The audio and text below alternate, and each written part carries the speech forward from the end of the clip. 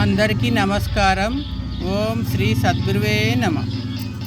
ఈ జీలకర్ర పేరు చేదు జీలకర్ర అంటారు.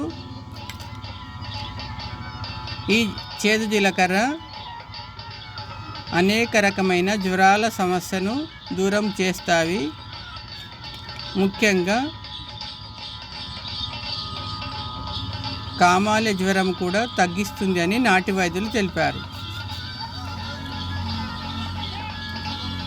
ఒక చిటికెడు ఈ సేదు జీలకర్రని ఒక గ్లాస్ నీటిలో రాత్రి వేళ నానబెట్టి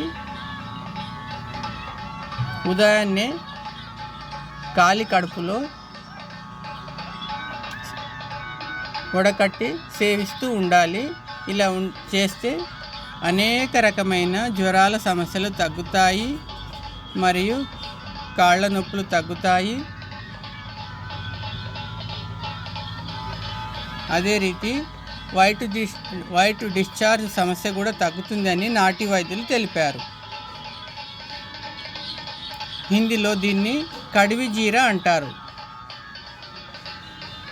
ఇది చాలా చేదుగా ఉండడం వల్ల బీపీ షుగర్ లేని వాళ్ళు చిటికెడంతా మిశ్రి కళ్ళు సక్కరే సేవించవచ్చు అని నాటి వైద్యులు తెలిపారు.